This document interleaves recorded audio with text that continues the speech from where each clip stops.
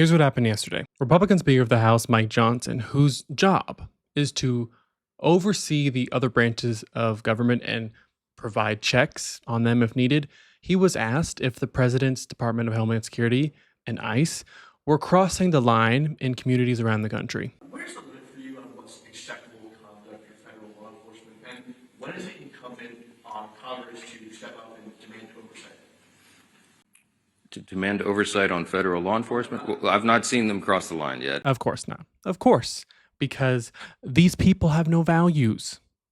No values other than power and greed and, yes, Donald Trump. Mike Johnson, an alleged, by his own conviction, devout evangelical, disciple of Jesus Christ, when asked about peaceful protesters, U.S. citizens being mogged by federal cops, helicopters landing on the roofs of apartment buildings in the middle of the night to terrify children and drag them out of their homes, ICE agents shooting dead legal residents, people's dogs, aiming at the heads of priests protesting. This man of faith says, A-okay. This conservative says, yes, I insist on small government unless it involves Donald Trump's masked police force invading neighborhoods without warrants, harassing entire communities, violating the Constitution up and down and back up again. In that case, I'm not sure about small government. I actually want it as big and invasive as possible. Yeah, funny how they switch up like that.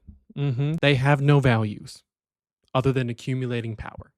Okay, I am increasingly worried there is a very good chance the future of the Republican Party, currently the dominant force in American government and culture, is going to move farther right, way farther right, post-Trump. Leaked messages expose young Republicans' racist chat. Thousands of private messages reveal young GOP leaders joking about gas chambers, slavery, and rape. Can we fix the showers? Gas chambers don't fit the Hitler aesthetic. I'm ready to watch people burn now. I'm going to create some of the greatest psychological torture methods known to man. We only want true believers. Asked in the chat if anyone was watching the NBA playoff game, I'd go to the zoo if I wanted to watch a monkey play ball. Guess what hotel room we're in?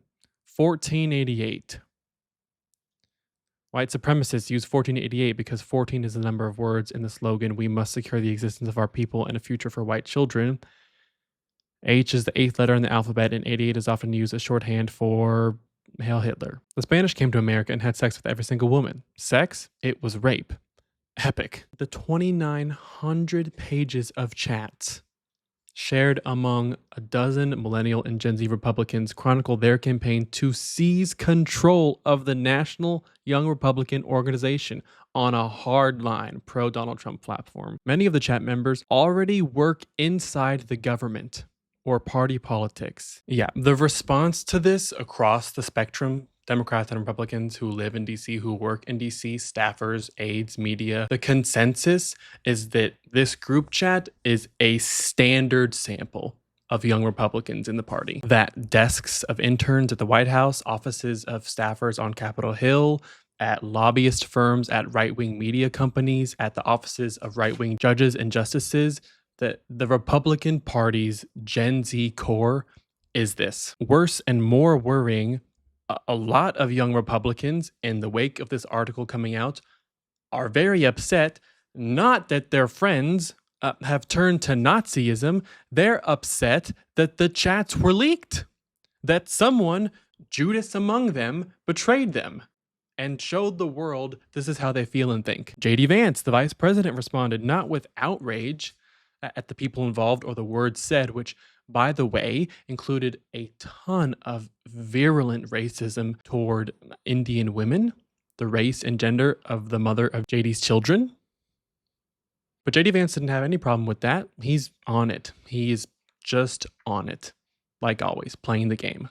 Politics, that's all it is to him. Referring to a screenshot leaked weeks ago of a terrible message sent by the Democratic candidate for Virginia Attorney General, JD said, "This is far worse than anything said in a college group chat." And the guy who said it could become the AG of Virginia. I refuse to join the pearl clutching when powerful people call for political violence. Were the words, both of these group chat messages are bad, unavailable, Mr. Vice President? That option never crossed your mind? Both are bad? No, what's worse is it did cross his mind. Absolutely. But JD Vance, and this is like the crux of what I'm worried about. JD Vance knows he lacks Trump's charm and intimidating factor. When Trump walks into a room, he's a force. When JD walks in, nobody notices until they smell something. JD knows to successfully earn the crown in 2028, he's going to have to appeal in a different way. And he has very plainly been showing his cards in the past year or so as to how he will do that. He's been giving an awful lot of speeches using words like heritage and homeland and the good old days and referencing the honorable fights of people like Confederate soldiers during the Civil War and reposting or turning a blind eye to just blatant gobsmacking online bigotry, like insane, proud intolerance online. His kids are half Indian. Nick Fuente's exploding popularity, so many young men are turning to him in agreement. It's all proof to me that there is a rising tide of Nazi adjacent or neo-Nazi or flat out Nazi ideology growing in the establishment right, not the fringe. It's not fringe. It's mainstreamed. It's already in all the staffer offices of Republican congresspeople. It's in all the clerk offices of right-wing judges. It's all up in the most powerful political influencers. And it's being co-signed by the vice president, who's going to try and hitch a ride on it to cruise to power in 2028 on a message that makes the Haitians are eating dogs thing look tame, look like light work. I guarantee it. So yes, it would be nice if we could focus on fixing our roads or better health insurance, healthcare, or lowering the cost of college, or cures for cancer, or flying cars, or whatever.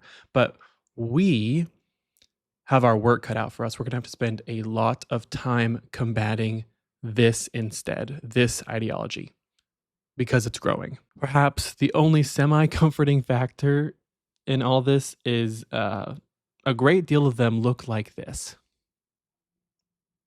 and this. These are the leaders of that group chat talking about aesthetic gas chambers and epic rape. These are the people convinced in their heart of hearts, truly, they're members of a master race. So here we are, America.